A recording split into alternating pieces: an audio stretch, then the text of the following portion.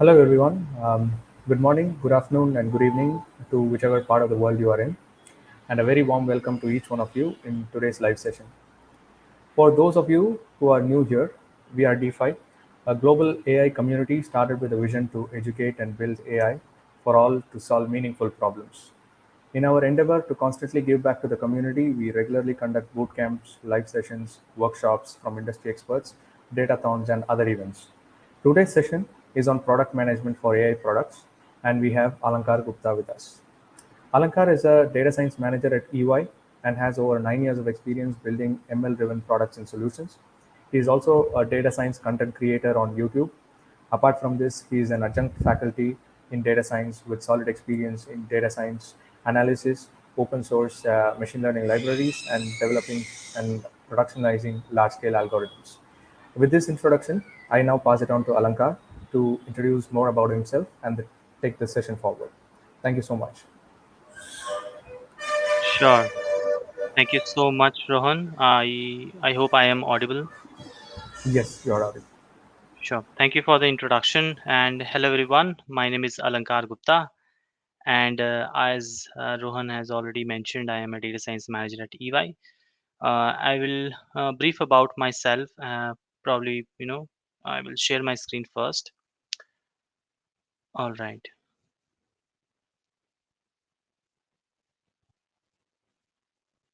All right. So today's session is on product management for AI products. And this is me. I have overall 9 years of working experience. Currently working as a manager at EY with the data science domain, data analytics. I have domain expertise in insurance, banking, and capital management, and apart from that, telecom. So I have worked with Cognizant for 5 years, um, so 4.5 years, and then AT&T for 2 years, and for the past 3 years I am with EY. All right. So in this session, we will go across, how we define business strategy, user experience, data management, product development, and building the AI model. Right. Now, if you see the last 4 5 years, we are all hearing about data science, data scientists, machine learning engineers, data analysts, data engineers. These are well defined um, roles which are created within organizations as the data science world and AI world is maturing. But all of us know that if you create 10 or 20 models, probably two or three sees the light of production, right? And why so? So we have to understand one thing is typically the product managers we have for traditional products, uh, they have a different set of skill set, and they take into account a lot of different perspective when designing a product, right? And which is completely different from what we have seen in AI world, right? And that's why we have seen that a lot of these products are not seeing the light of production. And I will tell you more about how the business strategy of AI products is different from the traditional products which we have in the market, and why so, and what are the different cycles which these type of products follow. Now, moving across to our first point, which is business strategy for AI products. Now, if you see this diagram very well, you'll see that a product manager actually sits in between data science, product management, user experience, and development. So as a product manager, they have to take a lot of consideration in order to build a product. Now, AI products which we have in any industry or any company, they are created with a strategic investment in innovation similar to those in R&D. And these strategic business decisions are made around AI products. Therefore, it requires a unique set of consideration, and there is something which is uniquely required in a product manager who is delivering a AI product. And these products are actually invested in by businesses for the purpose of accelerating their business innovation. If you talk to any of your clients, you will understand that majority of the client want innovative solution. They are ready to take risk, right? Provided that that risk brings in, more business innovation. And when I say business innovation, ultimately the end target is to bring in more revenue, right? And that is what we will try to understand in the first part of it, which is the business strategy for AI products, right? Now, if you work as a product manager, you might be tasked with, innovation in one of these four areas. One might be, insights generation. You have to get insights from already present data, right? You have to create more operations efficiency, right? You might have to create a new product feature, already a product is existing in the market for that particular company, and you need to create a new feature. Say for example, there was a mobile phone which was, which used to unlock just by typing the password, right, or the pin code. But now they want a smart solution where they will be able to recognize your face. So it's the new feature which is being added to an existing product. And the fourth one is where you have a new product. So you don't have any product altogether, you want to create a new product from scratch. And these are the four areas where a product manager is hired, to get in more insights, to get in more innovation, to get in more revenues ultimately. Now if I look into the first aspects, uh, which is the insights generation. Now AI helps businesses analyze mass amount of data, or we can say huge amount of data. And these type of data, some of the examples are, user data or revenue data or product data, for example. And there are many data which is available within the organization or within the market or with third party vendors, and which we can exploit, all right, to finding more insights. Now with this, AI businesses can analyze more data in a faster fashion, right? Because we have technologies which are into picture, which, handle streaming data altogether. And through that data they can uncover patterns in the data. And when we uncover patterns from the data, we automatically generate, better insights from the data. All right.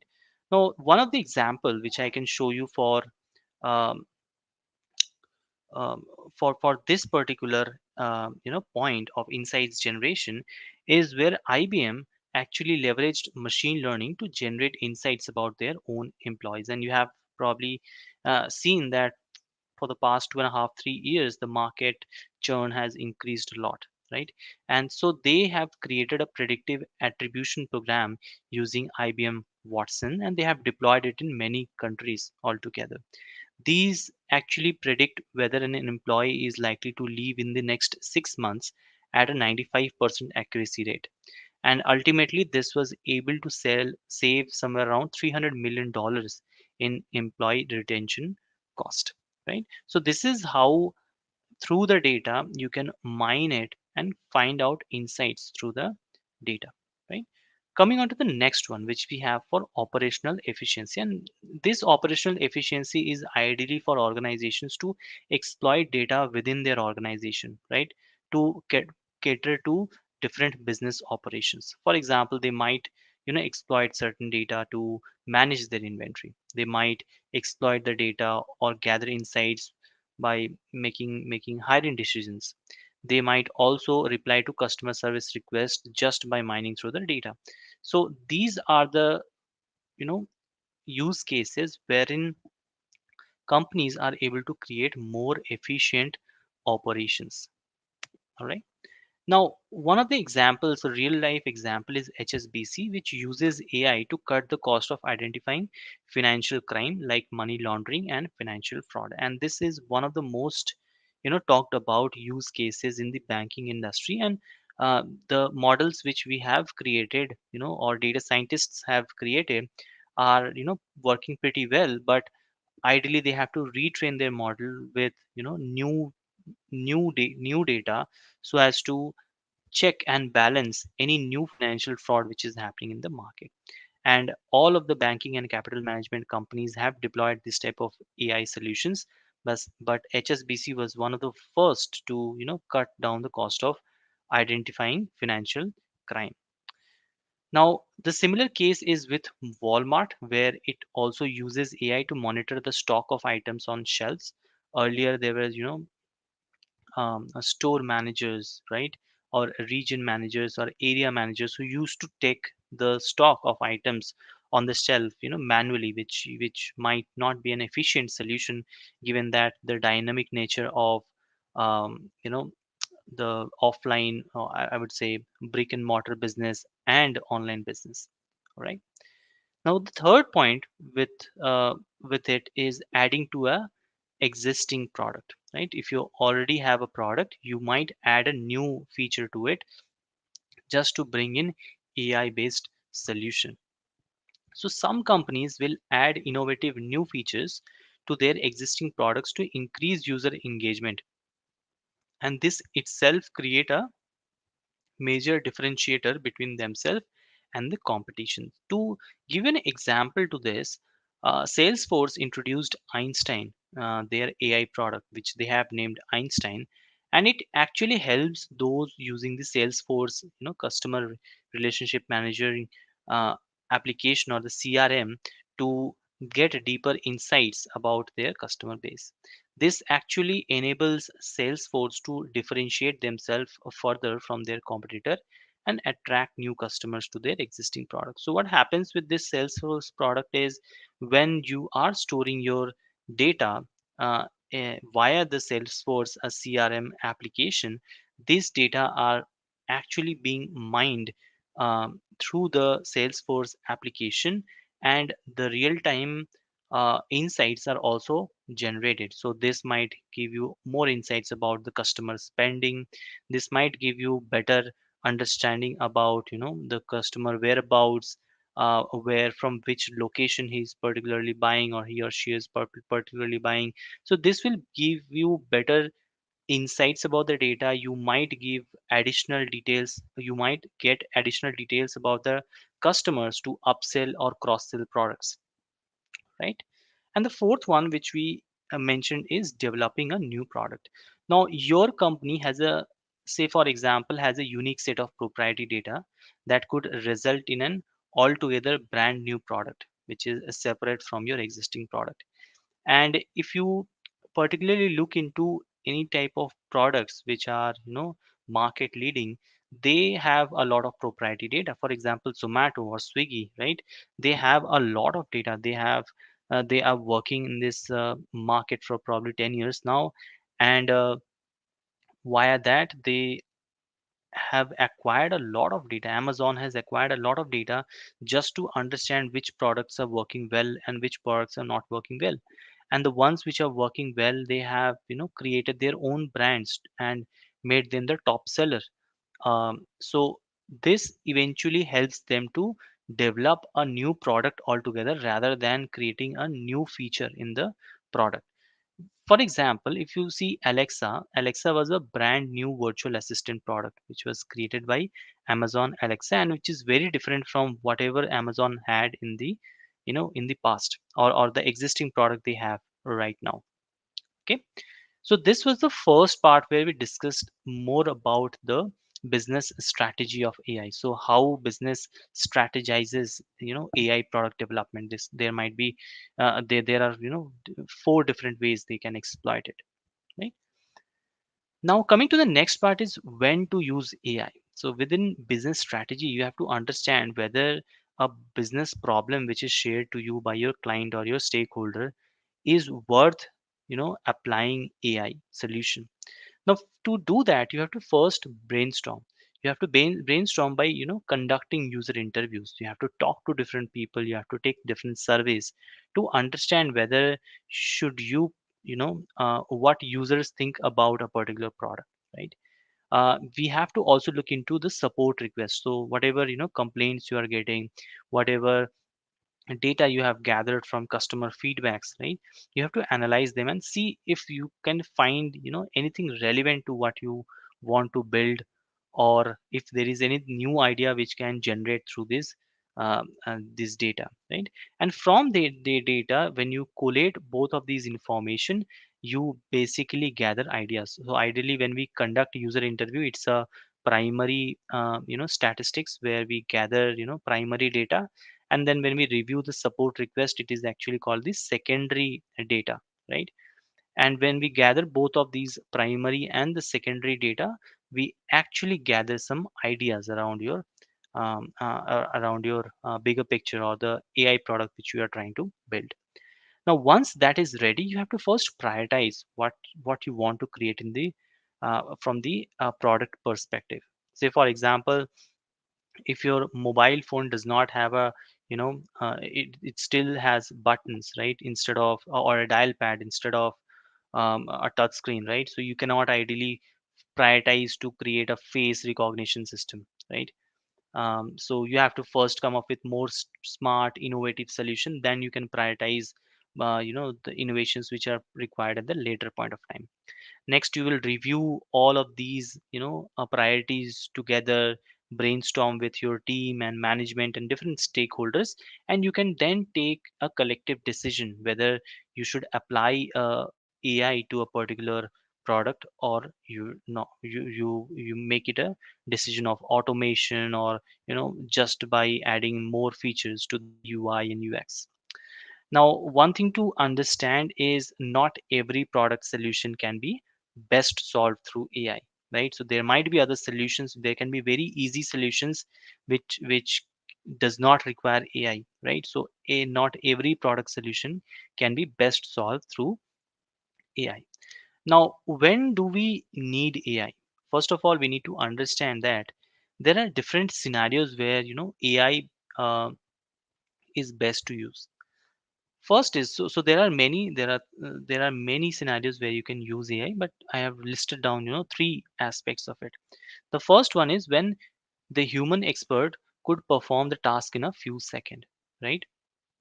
So for example, for customer support tickets, right? So if my internet is not working, I will probably call the customer support agent, and he will probably check this the hub from where my data is flowing, right? Or if that switch is not working, he will read out my data to, or read out my connection to another switch, right? So this is something which a human can perform the task in few seconds, and this might be a cumbersome process for the company, because they have to employ a lot many customer support agents.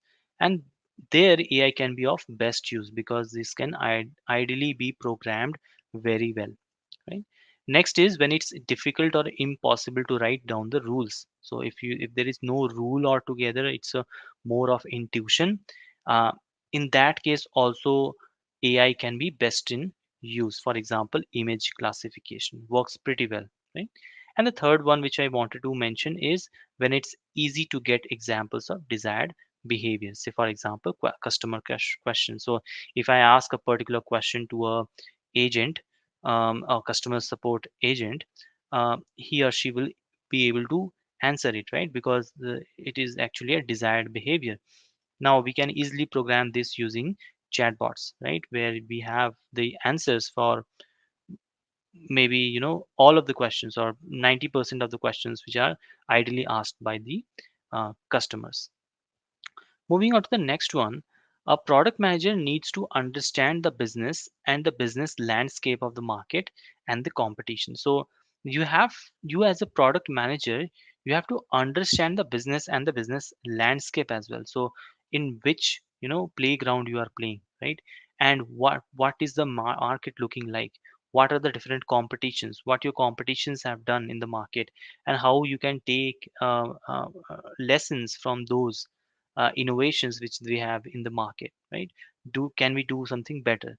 So the first question which might need to ask ourselves is, does the business have any weakness that might require an investment in AI for developing operational efficiencies, right? So for example, if there is a company who provides financial data to organizations, say for example, in India you have money control, you have a refinitiv in the US, and we use that type of data as well in India, right? So if a product, say for example, money control, they have certain weakness that their news data is not that perfect, right? Or the classification of their news is not that perfect. So if there is any weakness in the market, they require an investment for AI to develop the operational efficiencies. And the next is, are there trends in the market that are leading an industry into a different direction? And AI should be leveraged to develop new features in the product. Say, for example, when COVID came into picture, right? Nobody knows what ideally is happening, right? There were a lot of fake news which was running the market. So you as a product can provide genuine news just by classifying, or filtering out the fake news by, performing some AI on top of that data to find out, from which source these are, you know, coming to the market, right? So this is how you can better understand the market and the competition and the business landscape as well. Now, as a product manager, you have to perform competitive and market analysis, right? When we talk about competitive and market analysis, the first thing which comes into our mind is the SWOT analysis. The SWOT analysis should be your starting point for business strategy. Now, when you ideally create a product, um, you should have to understand what are the strengths, what are the weakness, what are the threats, and what are the opportunities you have for a particular product. And based on that, you can, create a product which can better solve your weaknesses, and it can strengthen your strengths and opportunities. Now, whenever we build a model, right, we have to first build a hypothesis, right? Before building a product, you need to first outline what the idea is and why you expect it to work.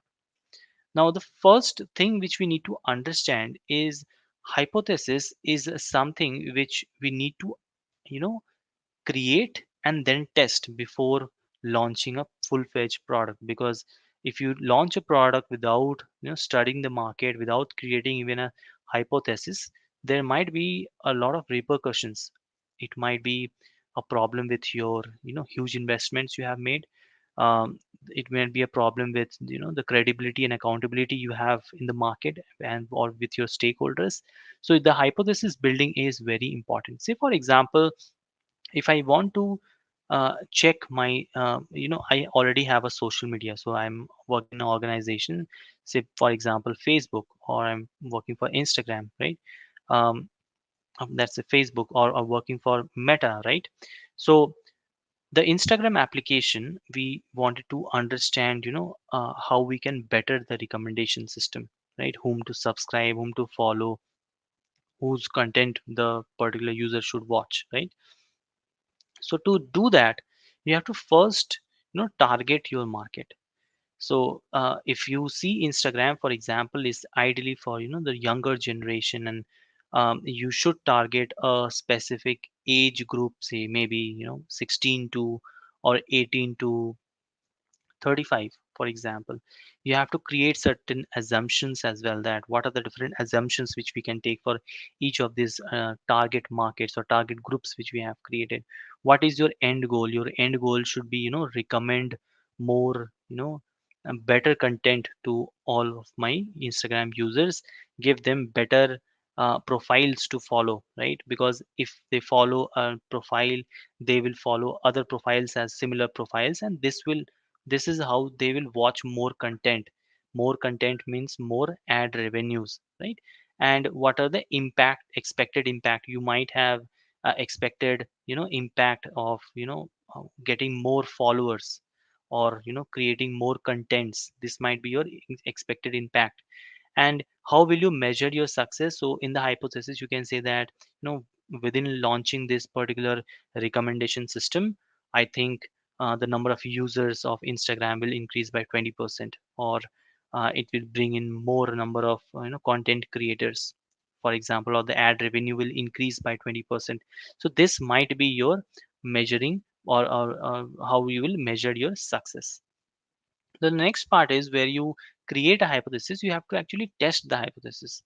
Now, there are many ways to quickly test your hypothesis before even building the version 1 of your product to test, right?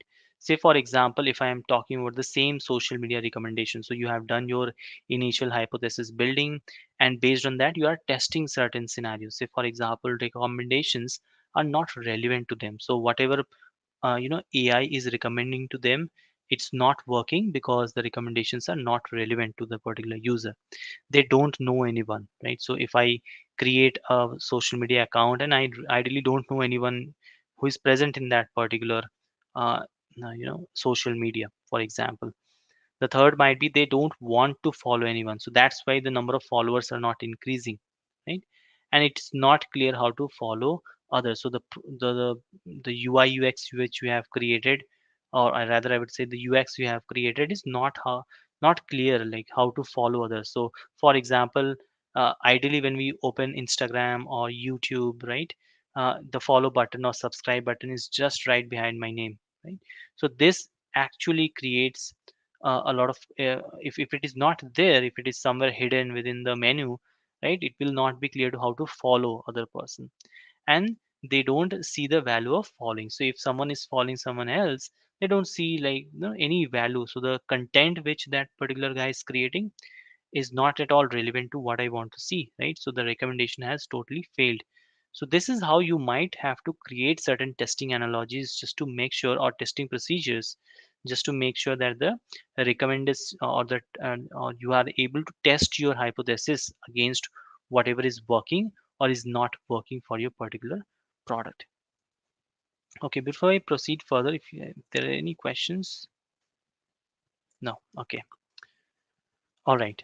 I will move on to the next one, which is the user experience for AI. Now, there is a very thin line between UI and UX. So, for you example, if you see this picture of a horse, um, it has a saddle, right? It has its stirrups and the reins as well, and that is particularly the UI. So, what is UI? UI is something which is created, or which is visualized in a particular manner.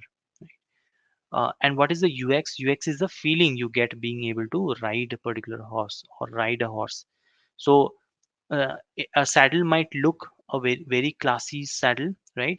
But when you ride the particular horse, it might be not, it might be not so comfortable to sit or probably ride the horse. So the UI and UX can be completely different from each other.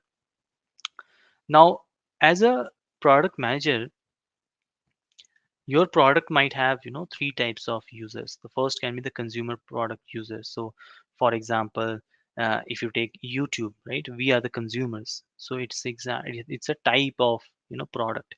Next is the internal product users, say for example inventory management. So these type of tools are ideally used by the people who are within the organization. And next is the software as a service user. So where you are particularly providing the software to the organization. So you are, instead of performing B2B, you are actually doing B2C, right? So you are sharing it with, or selling it to your clients, and the clients are then making some customizations based on their requirements, and the user is able to use that particular product. So there are three types of products. Now, as a product manager, you need to review um, how to pinpoint who your user is, and based on the type of user, you might design your UI UX in a different way.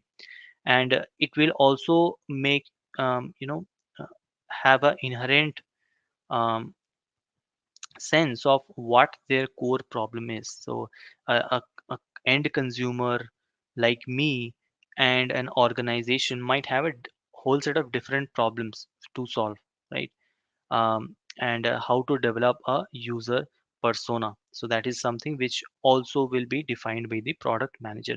Say for example, if I just consume the YouTube videos, or the contents in YouTube, my interface is entirely different, right? So it's the normal YouTube channel which I can see, I can scroll down and see all the videos.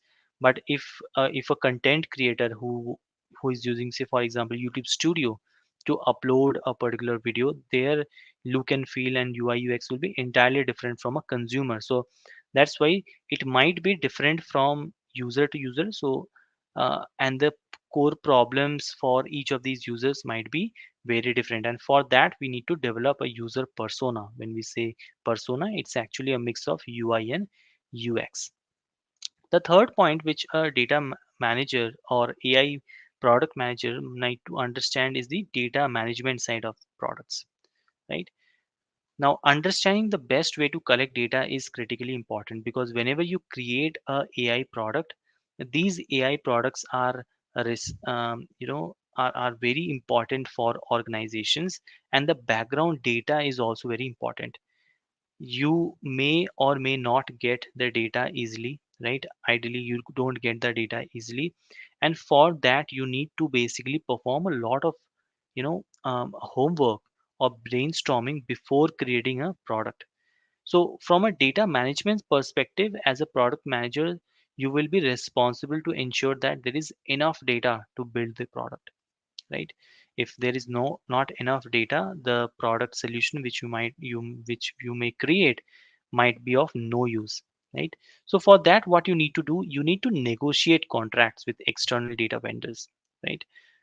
When you say external data vendors, so all of these organizations, say for example when Bharat Pay came into picture, right, in India, or Google Pay came into picture in India, they didn't had any data, because these organizations were never in this business, right?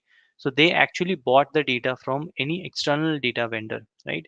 So if you are a product manager with Google Pay or Bharat Pay, for example, you had to negotiate a lot of contracts with your external data vendors to give in more data, to acquire more data from more geographies, statistically chosen random data, right? And then you had to also label your data, if you're creating a classification model. um, you actually need more of this label data, so you might have to get the data labeled by within your team, or by crowdsourcing the data. There are many ways in which you can label the data. The third is where you need to develop step by step list of instruction for the data team. So as a product manager, you might not fetch the data on your own, but there is ideally a data team which does all of these jobs for you.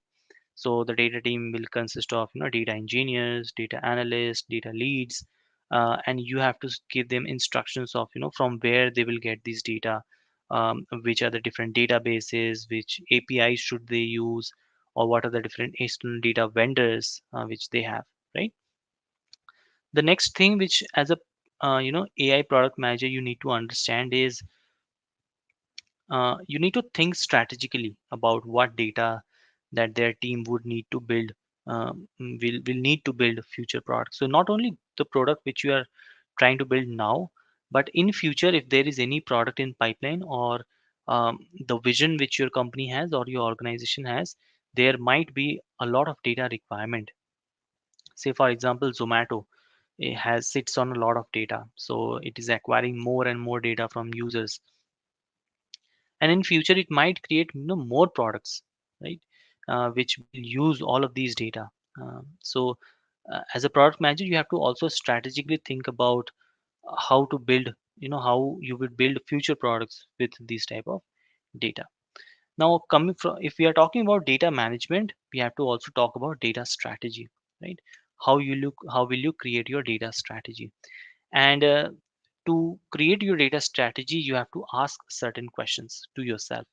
What data will place your organization at a unique advantage against your competitors, right? So how can I acquire better data from my than my competitors, and how can I get more insights from this type of data?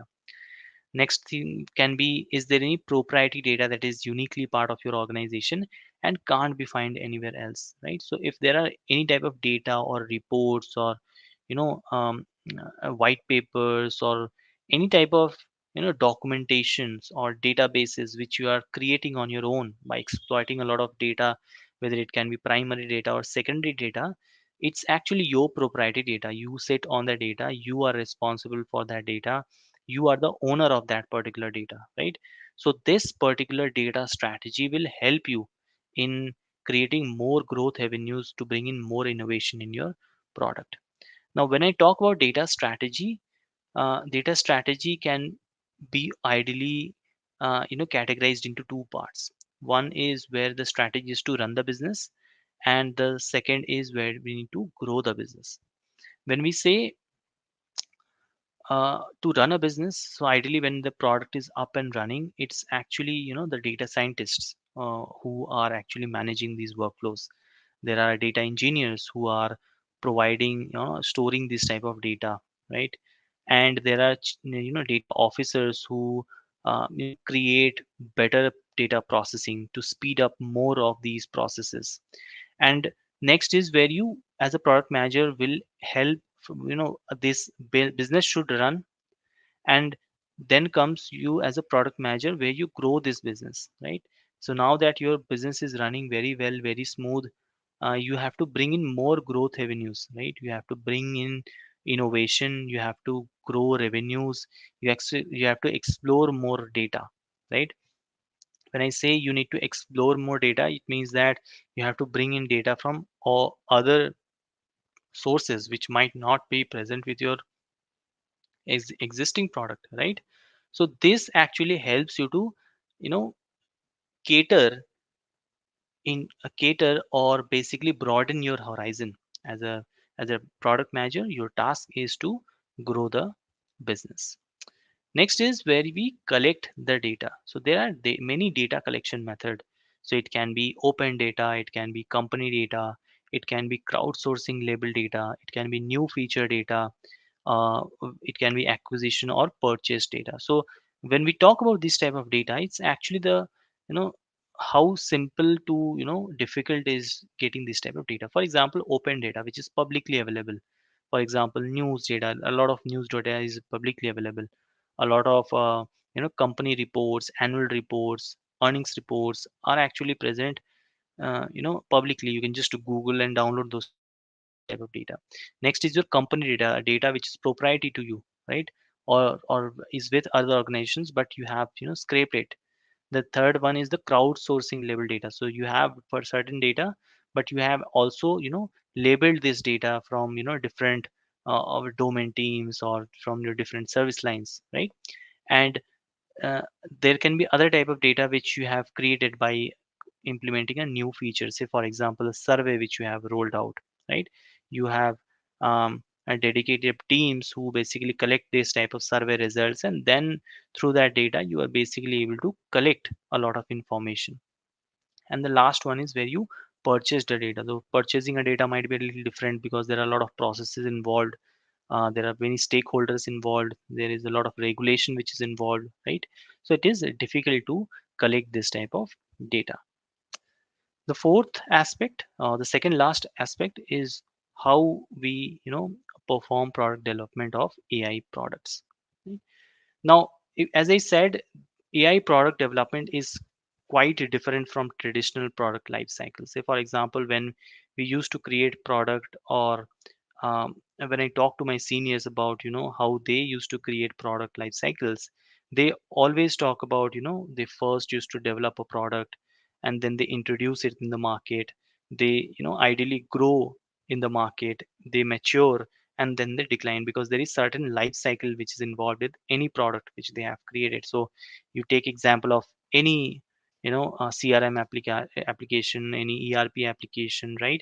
Which was created by many good organizations, but they have eventually declined over time. And this is how the product life cycle works. So the profit might be ideally the sales are higher and the product profits are less, because there is a lot of mass involved, and this is quite common to understand. Now, with AI product operation, it actually works in a virtuous cycle, which we call the AI flywheel effect. And we'll talk about the AI flywheel effect in the next slide. Now, with AI product, instead of declining over time, so AI products does not decline just like a traditional product life cycle shows. They are improved over time and become more and more competitive. Say I will just give you an example in the next slide with Google as well, right? So Google is having a better search engine. Google has, or Gmail has a better, autocorrect feature, um, or auto completion feature, right, in Gmail. And this has actually developed over time, right? Instead of declining over time, it has improved over time because they have received, or they have captured more nuance in the grammatical concept, or the way a narration is made to a particular sentence, right? Now an example of uh, the the AI life cycle and a traditional product life cycle is with CD, right? With when CD was introduced um, in the market, it was quite a hype, right? We used to burn a lot of CDs to, save our favorite content in CDs and then watch it afterwards. And then pen drive came into picture, and eventually the market of CD went down. So it actually followed a traditional life cycle where it was introduced, it grow, it went skyrocket, it matured, and then it declined, right? But with voice recognition system, you can see a different Alexa devices which you have. It's particularly working very well, right? These all of these virtual assistants which we have in our mobile um, is maturing over days. It's working more, better and better, getting smart, getting more innovative over time, right? So this is ideally the difference between the traditional product life cycle and the AI life cycle. And this is what I talked about is the AI flywheel, right? In AI flywheel, you have the data, you make predictions, the customer experience comes into picture, you get more traffic of the data, and this cycle gets better and better and better over time. So this is actually the AI flywheel effect. And you may have noticed 7 years back or 10 years back, the results which Google used to give whenever we used to search anything was was not as close to what we get in today's date. And over the years this will get better and better because we have more data to play around, right? Or all of these models or all of these products will have more data to play around, and this is the AI flywheel effect. And coming to the last point, which is in today's agenda, is building the AI model. Now whenever you build a model, you have to basically strategically look at the problem data set, and we need to evaluate if the company should invest in building an AI system inside the company, or whether someone else should build it. Say, for example, I am a product based organization and I want to create a NLP based solution to, you know, um, for example, automate my ticketing system, and I have zero expertise in the technical domain which is related to NLP. So we have to make a decision whether a company should invest in building the AI system, hiring a lot of individuals, right? Um, Getting a team very intact, right?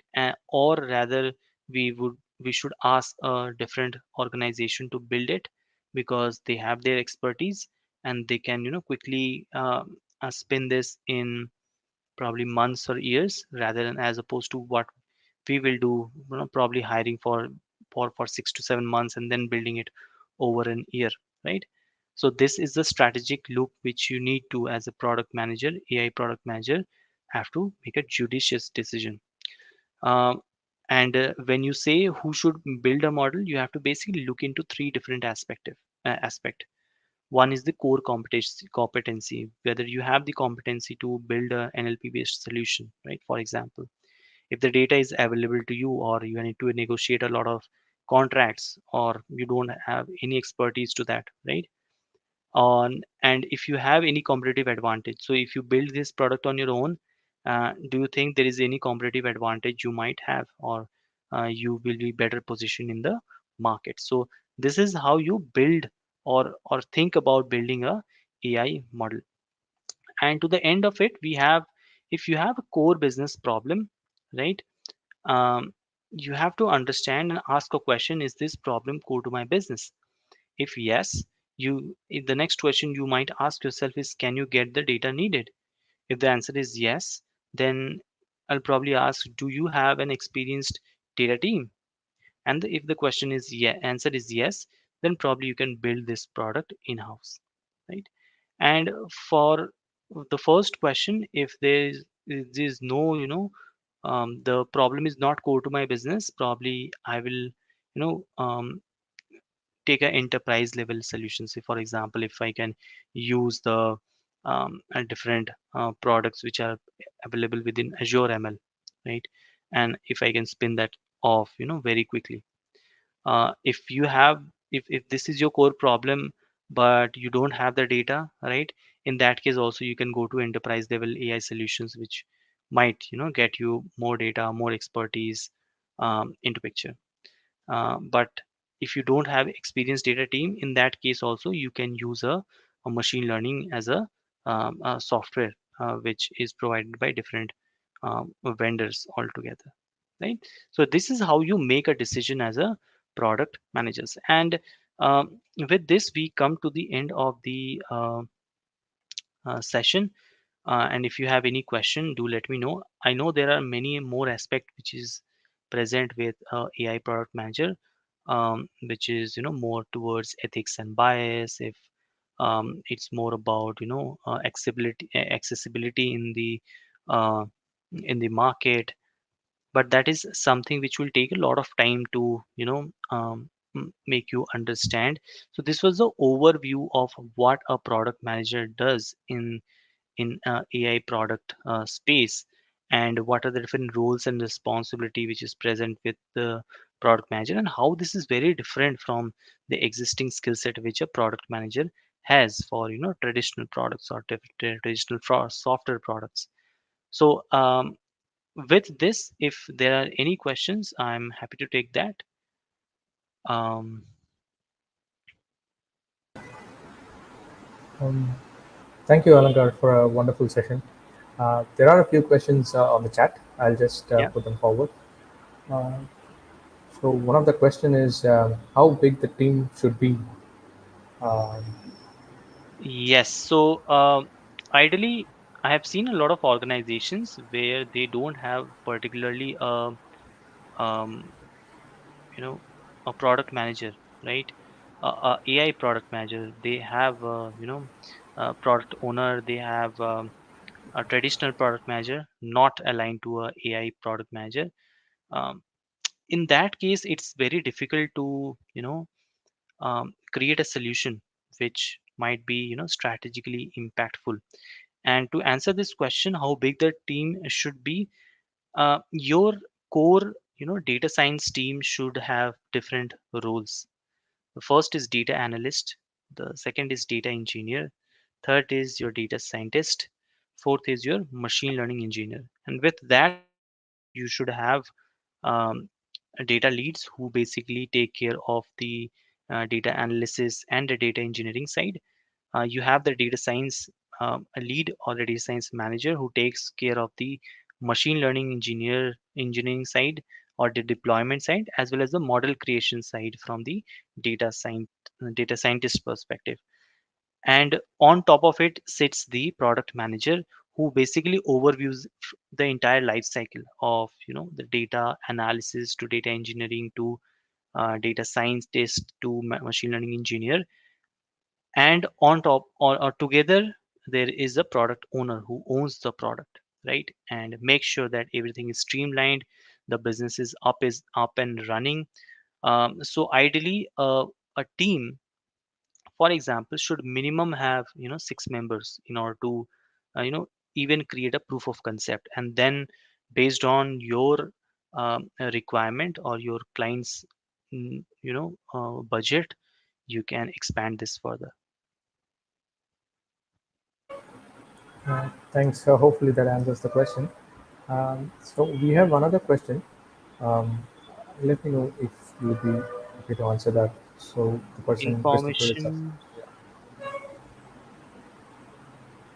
yeah, information on data science in, okay, blockchain, please. Okay, I don't have the answers to it, but if you have any content to blockchain, if you can share that with Christopher, that would be great. Or I'll share one content with Christopher. Probably I will reach out to him, right? Yeah, There is sure. one question from Bella Matthews. Thanks for the session. Data science has a large spectrum. How much should an AI product manager know? Yes. So whenever I say AI product manager, AI product manager should ideally be well versed with the technologies and the expertise their team is carrying right now. Um, they don't have to be hands on all of these Python coding, or they should not be an expert in ideally they should not be an expert in model building. They should understand what their team is doing, right? So they have to understand the different data engineering tools which are present, why it is used, in which scenario it is best to use a particular tool. uh, they should also understand the different models which the data science team has created. For example, a very traditional machine learning model, for example, an XGBoost or random forest, to deep learning models. So they should be well versed with when these type of models are used and when these type of models give better results. They should also be aware of the different AI, enterprise level AI, which is present in the market. For example, AWS or Azure, or GCP, for example. There's IBM Watson, there is Oracle OCI. There are a lot of products in the market, so they should be well versed with it.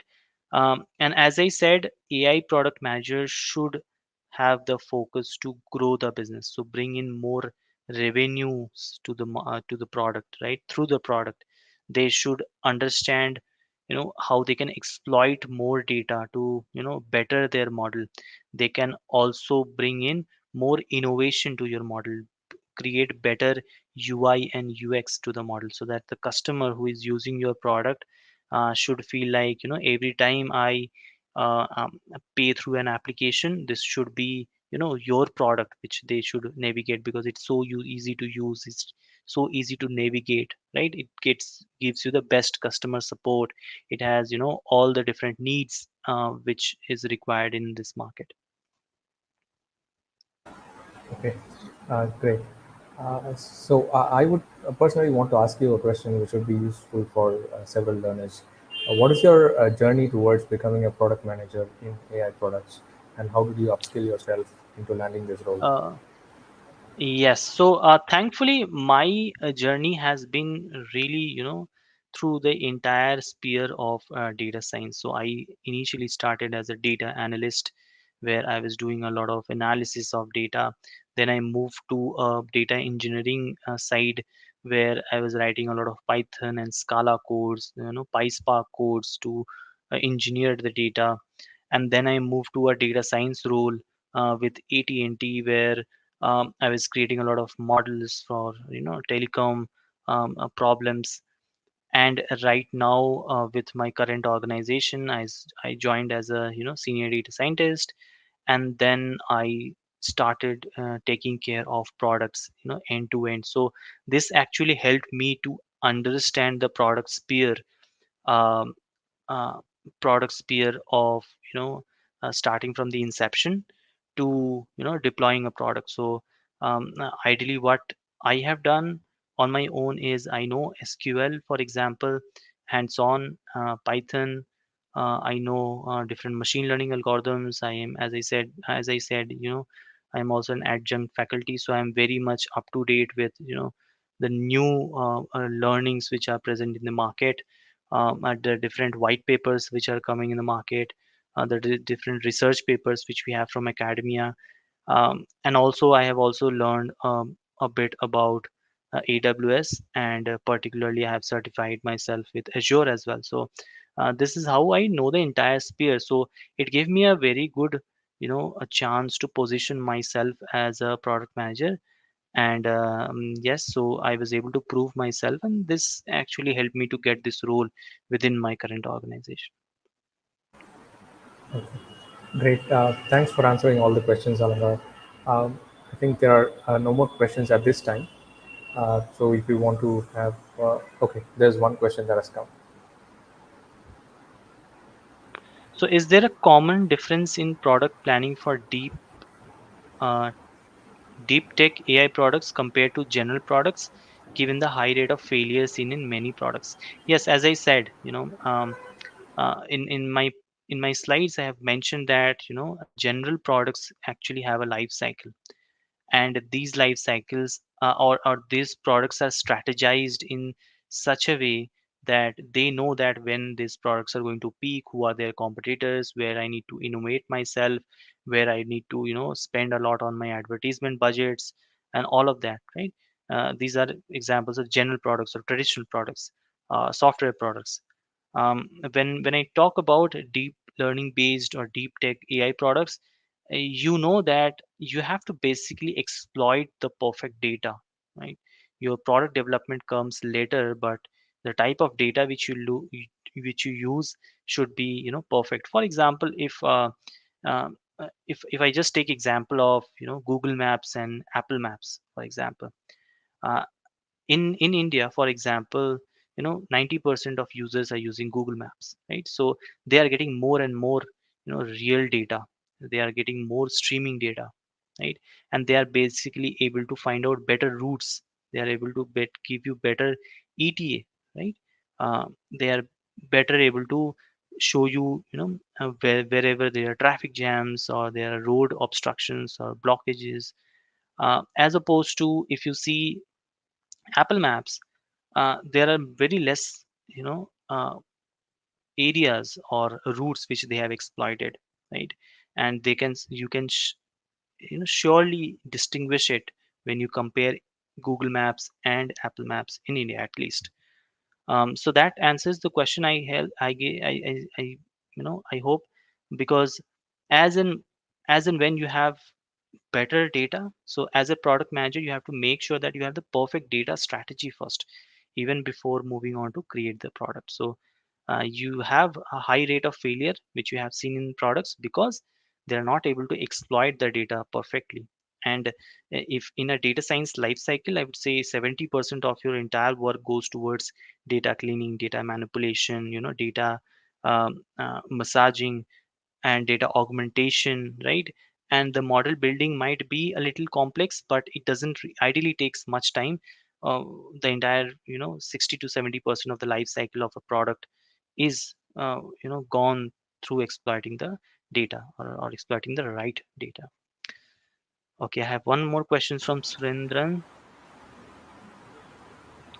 For model deployment, since many job scopes require experience in model deployment, but data science does not have the chance to work on this in their company, since most company have not deployed this, so how can data scientists learn or try to by him or himself? Yes, this is ideally correct. So I have seen a lot of organizations, when I used to give interview, or when give interviews, I've sensed that all of them are working with maybe Jupyter notebooks, writing some R codes or some Python codes, but they are not deploying it. They are using it for, say, for some insight generation or whatever innovation or R&D process they are doing. So a lot of these organizations are not deploying these models. They are not seeing the light of production because these are some ad hoc analysis, and rightly so. I would say, to exploit this situation, my ideal strategy is, um, to take a certification. Say, for example, if you want to be well versed with AWS, so you can do a AWS machine learning specialty, right? um, which will eventually help you to understand how to develop or deploy a model, right? um, and then you can also, if you are from Azure, if you want to exploit Azure, you can take the certification of, I believe it was DP100, or I'm not sure, DS100. um, and then you get a free account of Azure or AWS. You can deploy solutions on your own. There are a lot of tutorials in the market. You can take advantage of that. And within organization, if you can move different teams, if you can move to a deployment team, you can change your roles to a machine learning engineer, right? So you will have a better understanding of the deployment procedures, or else you can find opportunities which are specifically required to deploy models, right? So yeah, this is how you can basically um, take the most of this situation, right? We have next question from Sanjana. Have a small question similar to traditional product manager program. Is there a demand need for early talent in AI product management. I I I think the AI product management, data science space has matured enough. 3 years back it was not that matured. Organizations were still in dilemma. How to create a product, whether to create it in house or um, uh, bring in a consulting company to bring develop a solution. Now that these models are maturing within organizations, they have to create a proper strategy to manage their product, right? AI product. And I can see and I can sense that there is a lot of scope within organizations um, for early talent in AI product management. But one thing which I might caution you is you should have knowledge, at least 5 6 years of knowledge, or rather 5 plus years of knowledge in traditional product management, and then you can take a specialization in AI product management or learn it on your own. So there is a requirement. Next is with Sanjana. Thanks for the wonderful session, Alkar. Saw your urban company video before this session and really like. Thank you so much, Sanjana Deshmukh. And yes, that particular video gave me a lot of boost. Endorsed by the co-founder of Urban Company. So yeah, glad. Um, Thanks, Alankar. And I think we have all the questions answered at this time. So if Sure. you want to wrap up this session with any final thoughts, that would be great. Yes. So no, nothing to add here. All the best to all of you who are hustling, right, to get into this pair, to know more about data science and AI, more on product management. If you have any question, reach out to Rohan and his team. Reach out to me directly over LinkedIn. Happy to help. Yeah. Thanks. And thanks, Alangar, for this wonderful session. And for all the learners, we'll catch you next week with another great session. And have a wonderful evening, morning, afternoon, wherever you are. Thanks. Thanks a lot. Thank you guys. Bye bye. Take care. Bye-bye.